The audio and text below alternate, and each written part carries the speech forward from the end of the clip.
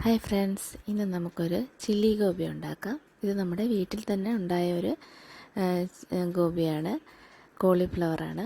അത് നമുക്ക് കഴുകി വൃത്തിയാക്കിയിട്ട് അതിലേക്ക് 2 tablespoon cornflour, 2 tablespoon മൈദ,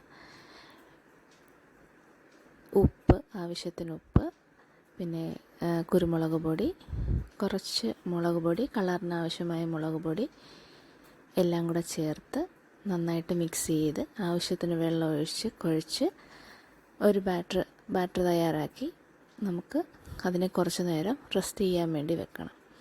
വെള്ളം ഒഴിച്ച് കൊടുക്കുമ്പോൾ ശ്രദ്ധിച്ച് ഒഴിച്ച് കൊടുക്കണം. ലൂസായിപ്പോയെന്ന് തോന്നിക്കഴിഞ്ഞാൽ കുറച്ചും കൂടെ മൈദയും കോൺഫ്ലവറും കൂടെ ആഡ് ചെയ്ത് ഒരു മിക്സ് ആക്കിയാൽ മതി. നമുക്കിങ്ങനെ അത് ഫ്രൈ ചെയ്യാൻ വേണ്ടിയിട്ടാണ് നമ്മൾ അങ്ങനെ മാറ്റി വെക്കുന്നത്. ഒരു 15 മിനിറ്റ് നമുക്ക് റെസ്റ്റ് ചെയ്തതിന് ശേഷം നമുക്കതിനെ ഓരോന്നായിട്ട് സൺഫ്ലവർ ഓയിലിൽ തന്നെ ചെയ്യണം. അപ്പോൾ സൺഫ്ലവർ ഓയിലാകുമ്പോൾ ആ ഒരു ടേസ്റ്റ് വ്യത്യാസം വരത്തില്ല. ആ സൺഫ്ലവർ ഓയിലെല്ലാം നമ്മൾ വറുത്ത് കോരി വെച്ചിട്ടുള്ളതാണിത്. അതിനുശേഷം നമ്മൾ അത് ഉണ്ടാക്കാൻ തുടങ്ങാം. അത് നമ്മൾ സൺഫ്ലവർ ഓയിൽ ഒരു 2 ടേബിൾ സ്പൂൺ ഒഴിച്ചിട്ട് അതിലേക്ക് ജിഞ്ചർ, ഗാർലിക്ക്, സവാള പീസാക്കി കട്ട് ചെയ്യണം. അത് ക്യാപ്സിക്കം ഇതെല്ലാം ഇട്ട് ജസ്റ്റ് ഒന്ന് സോട്ട് ചെയ്യണം. അതിനുശേഷം നമുക്ക് ആവശ്യമായ കുറച്ച് സോസൊക്കെ, സോസ് മാത്രമാണ് നമ്മൾ ഈ നമ്മുടെ ഡിഷിൽ ഉപയോഗിക്കുന്നത്. അതിനുശേഷം ഇപ്പം നമ്മൾ ക്യാപ്സിക്കമാണ് ആഡ് ചെയ്തുകൊണ്ടിരിക്കുന്നത്. ക്യാപ്സിക്കം ഇട്ടതിന് ശേഷം കുറച്ച് നേരം ജസ്റ്റ് ഒന്ന് സോട്ട് ചെയ്യണം. അതിനുശേഷം നമുക്ക് എരിക്ക് ആവശ്യമായ പച്ചമുളകും കൂടെ ആഡ് ചെയ്യണം. ഞാനൊരു 4 പച്ചമുളകാണ് അതിലിട്ടിട്ടുള്ളത്. പിന്നെ നമ്മൾ കുരുമുളക് പൊടി ആഡ് ചെയ്യുന്നുണ്ട്. വേറെ എരിയൊന്നും ഇതിനകത്ത് വരുന്നില്ല. ചില്ലി സോസ് ഒഴിക്കാം. ഞാൻ പക്ഷേ ഇതിൽ ചില്ലി സോസ് ഒഴിച്ചിട്ടില്ല. എൻ്റെ കയ്യിൽ ഇല്ലാത്തതുകൊണ്ട് ഞാനത് ആഡ് ചെയ്തിട്ടില്ല. ചില്ലി സോസ് ഒഴിക്കുന്നതും നല്ലതാണ്.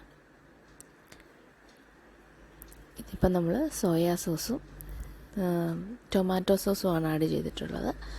ഓരോ ടേബിൾ സ്പൂൺ വെച്ചിട്ടാൽ മതി. അത് കഴിഞ്ഞിട്ട് നമ്മുടെ ആവശ്യത്തിനനുസരിച്ച് നമുക്ക് ഉപയോഗിക്കാം. ഇതിപ്പോൾ ഞാൻ ഓരോ ടേബിൾ സ്പൂണാണ് ഉപയോഗിച്ചിട്ടുള്ളത്.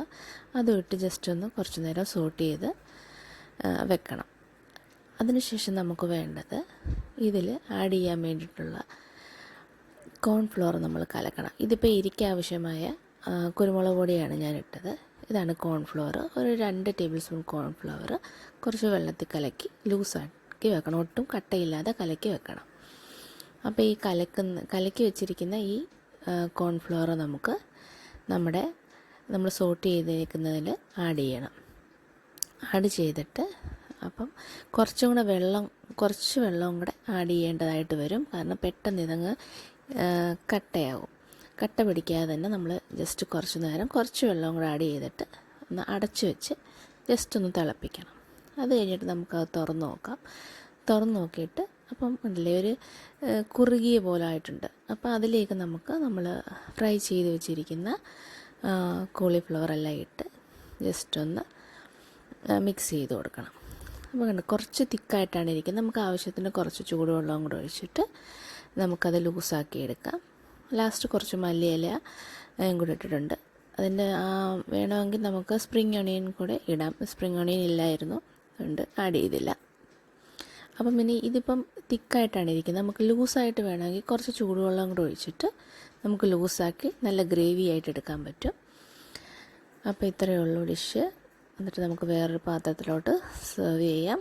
നല്ലൊരു വെജിറ്റേറിയൻ ഡിഷാണ്, ചൈനീസ് ഡിഷാണ്. ചപ്പാത്തിയുടെ കൂടെയും ഒക്കെ കഴിക്കാൻ നല്ല ടേസ്റ്റാണ്. എല്ലാവരും ട്രൈ ചെയ്ത് നോക്കുക. ഇഷ്ടപ്പെട്ടാൽ ലൈക്കും സബ്സ്ക്രൈബും ചെയ്യാൻ മറക്കല്ലേ.